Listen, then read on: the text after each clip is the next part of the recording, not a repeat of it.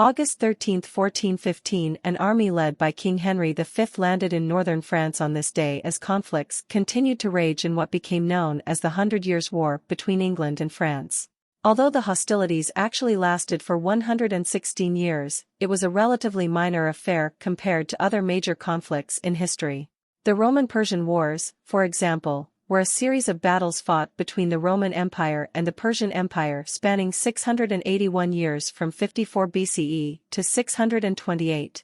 And the Mexican-Indian Wars began with the conquest of the Aztec Empire in 1519, sparking a 414-year-long conflict that did not end until 1933. The Hundred Years' War began in 1337 when King Edward III of England laid claim to the throne of France because his mother was the daughter of French King Philip IV. It came to an end on July 17, 1453, when the French decided to stop firing their cannon on the vanquished English whose troops had been driven down to Castillon in southeastern France.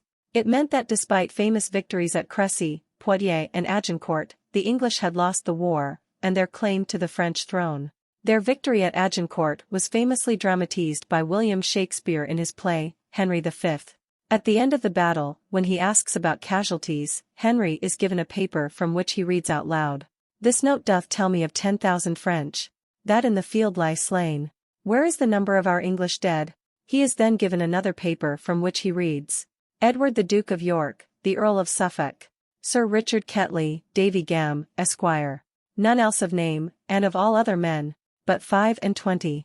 Some historians say these are ludicrous figures and perhaps go to prove the old adage that the history of conflict is written by the victors. That said, numerous sources give the English casualties only in double figures. Other estimates range from 112 Englishmen killed in the fighting to 1,600 men of all ranks, according to Jean de Wavrin, a French knight. Whatever the true figure, Agincourt became famous in military history because of the use of a formidable weapon, the longbow. The English were adept in the use of this deadly instrument of war which could fire 30-inch long, 76 centimeters, armor-piercing arrows.